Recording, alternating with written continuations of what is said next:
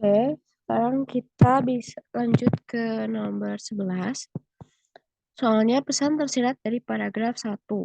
Pesan tersirat berarti tidak tertulis ya. Tersirat itu berarti tidak tertulis. Kalau tertulis berarti tersurat. Nah, di sini katanya pesan tersirat. Di paragraf 1, kalau lihat di jawabannya itu, kebudayaan Indonesia sekarang tidak sama.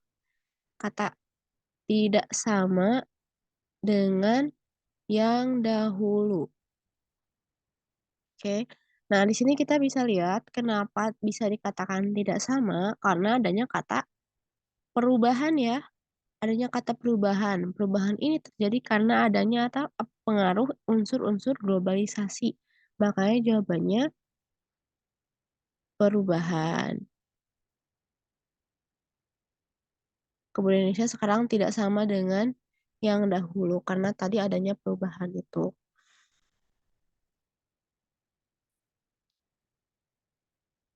Kalau misalkan yang B, kebudayaan Indonesia mengalami kemajuan yang pesat dari perubahan karena adanya dampak globalisasi nggak selalu ke kemajuan ya, kemajuan ke yang pesat karena kalau kemajuan pasti ke hal yang positif. Nah, kalau ini kan pasti ada dampak negatifnya bagi kebudayaan Indonesia. Kalau yang D, kebudayaan asal merupakan kumpulan dari kebudayaan daerah, di sini tidak menyinggung tentang adanya perubahan ya. Sedangkan di teks condongnya lebih ke menjelaskan adanya perubahan karena globalisasi. Kemudian yang E, eh, kebudayaan Indonesia diperkaya oleh unsur kebudayaan global. Belum tentu jadi kaya ya, karena bisa aja adanya budaya luar yang masuk itu malah jadi menggeser nilai-nilai moral yang ada di Indonesia. Kemudian yang A, sejak dahulu Indonesia kaya dengan budaya yang beragam, betul tidak? Ya, memang, tapi yang dibahas bukan itu ya, lebih ke perubahannya. Oke, lanjut nomor 12. Di 12 apa soalnya? Sikap penulis pada pembaca di atas. Pada bacaan di atas adalah, nah, kalau kita lihat di sini itu penulis memaparkan tentang bagaimana dampak negatifnya dari globalisasi ini.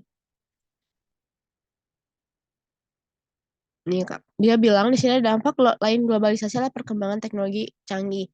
Kalau perkembangan teknologi canggih pasti halnya bagus ya, suatu hal yang bagus. Nah, tetapi di sini dilanjutkan, tetapi juga dapat menggeser nilai-nilai budaya sosial. Yang mana kalau sudahnya bergeser nilai-nilai budaya sosial, itu bisa merubah ke banyak hal.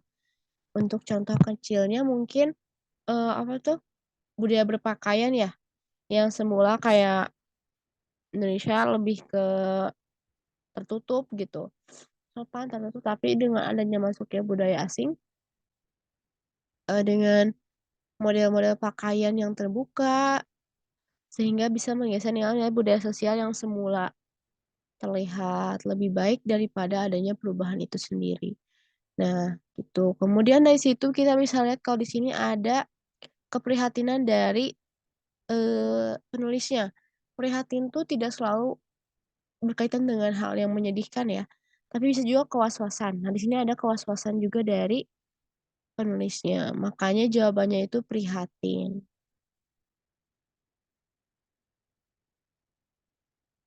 Lanjut nomor 13. Di nomor 13 ini diminta untuk membuat simpulan. Simpulan dari paragraf tersebut adalah, nah kita lihat di sini ada kata kuncinya maraknya penggunaan plastik ya. Penggunaan plastik kemudian menjadi masalah lingkungan yang tidak kunjung usai katanya. Plastik merupakan bahan anorganik yang tidak ramah lingkungan.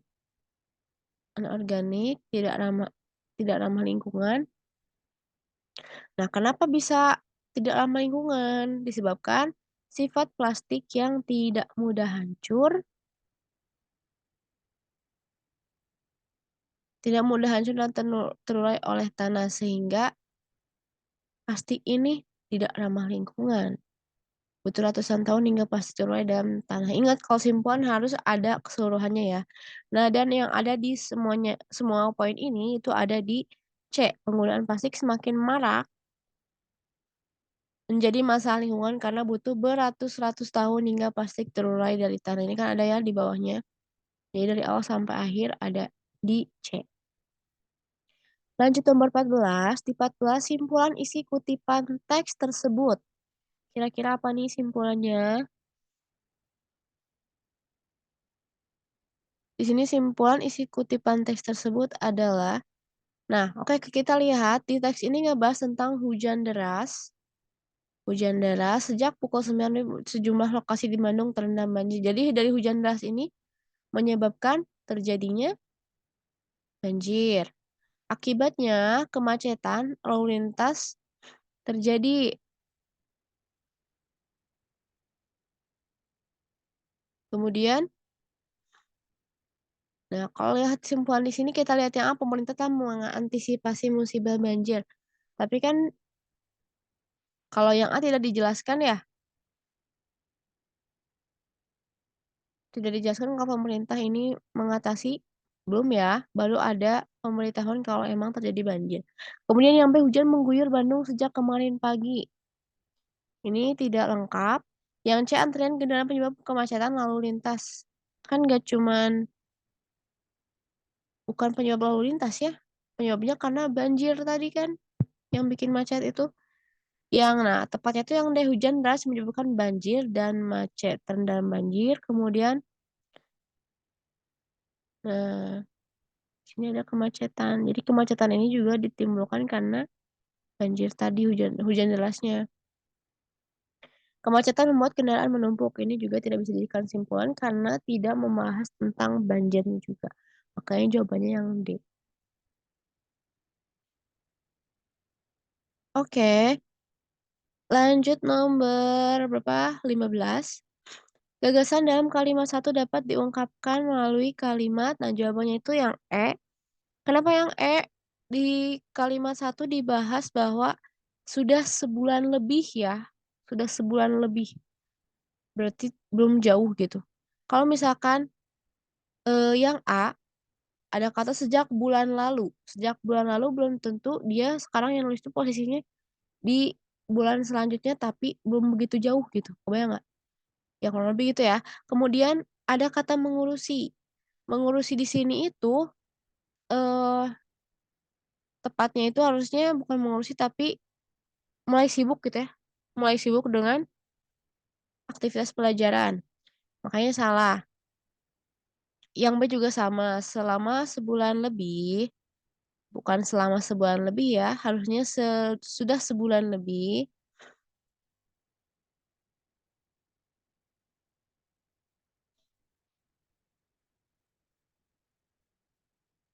Kemudian yang C, kesibukan kuliah dan urusan pelajaran sudah dijalani bersudut sejak bulan lalu. Nah, sama kayak yang A, kurang tepat juga. Yang D, bersudut masuk kuliah dan mengurusi pelajaran, sama juga ini kesalahannya di sini. Nah, yang benar tuh yang bersudut bersudut sudah kuliah dan sibuk dengan pelajaran selama lebih dari sebulan. Gitu ya. Lanjut nomor 16. Manakah pernyataan yang menampilkan situasi serupa dengan situasi dalam bacaan di atas? Kalau kita lihat di sini ngebahas tentang apa? Tentang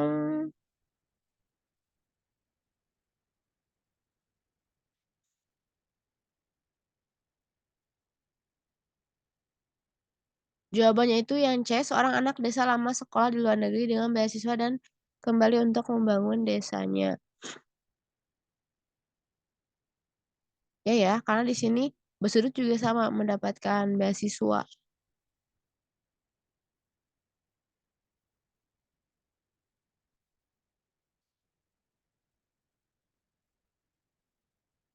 Oke. Lanjut nomor 17. 17 ini udah masuk teks baru. Soalnya menurut bacaan, alasan utama dikembangkannya mobil listrik itu untuk apa? Itu yang pertama, cadangan minyak bumi akan segera habis. Nah, jadi kan kalau misalkan mobil listrik itu di sini dijelasin ya, untuk apa namanya? Kalau mobil listrik menggunanya pakai baterai, sedangkan mobil yang pada umumnya itu pakainya minyak bumi atau BBM gitu ya. Nah, makanya di sini alasan utamanya itu untuk eh mengantisipasi karena cadangan minyak bumi akan segera habis. Lanjut nomor 18, berdasarkan bacaan di atas, kekurangan dari mobil listrik. Di sini apa? Ya, ada di teks nih. Kita lihat. Nih, paket baterai di kendaraan listrik lebih mahal untuk diganti daripada yang ada di kendaraan biasa karena kapasitas dayanya harus besar. Nah, jadi itu ya kurangannya juga. Jawabannya yang 18 yang D. Lanjut nomor 19, manakah pernyataan yang tidak sesuai dengan bacaan di teks? Bacaan di atas. Nah, yang tidak sesuai itu yang B, mobil listrik dapat menempuh jarak yang jauh dalam sekali pengisian baterai. Nih, tidak sesuai ya, justru daya yang bisa disimpan baterai sampai saat ini masih terbatas yang berakibat baterai seperti tidak berguna untuk berkendara jarak jauh. Jadi tidak bisa digunakan jarak jauh. Sedangkan di pilihannya dikatakan itu bisa digunakan dalam jarak jauh. Makanya pernyataan yang B itu salah. Nomor 20, kalimat simpulan yang melengkapi paragraf tersebut. Ular, biawak, cicak, dan sebagainya termasuk jenis binatang melata. Seperti jenis binatang lainnya, binatang-binatang tersebut memerlukan air. Begitu juga tumbuh-tumbuhan mawar, misalnya mawar, kelapa, atau sawo. Manusia juga memerlukan air. Manusia, tumbuh-tumbuhan, dan binatang sangat memerlukan air. Jawabannya itu yang C. Dengan demikian, semua makhluk hidup sangat memerlukan air. Kenapa? Dengan demikian ini menyinggung lagi pernyataan sebelumnya ya. Kalau dikatakan makhluk hidup sangat memerlukan air. Kalau misalkan yang B kenapa salah? Tidak hanya tumbuhan, tapi juga, eee, apa tuh namanya, manusia juga bukan manusia juga memerlukan air ya, dan manusia tidak termasuk dalam tumbuhan, makanya yang B itu salah. Kemudian yang A, jadi semua manusia memerlukan air, tidak hanya manusia kan, tapi juga tumbuhan yang memerlukan air. Yang D, setiap orang memerlukan air, sama, karena bukan setiap orang ya, tapi juga tumbuhan. Oleh karena itu, semua binatang, nah tidak hanya binatang tapi juga manusia memerlukan air, makanya jawabannya yang C. Karena manusia dan tumbuhan itu masuk ke dalam kategori makhluk hidup. Oke.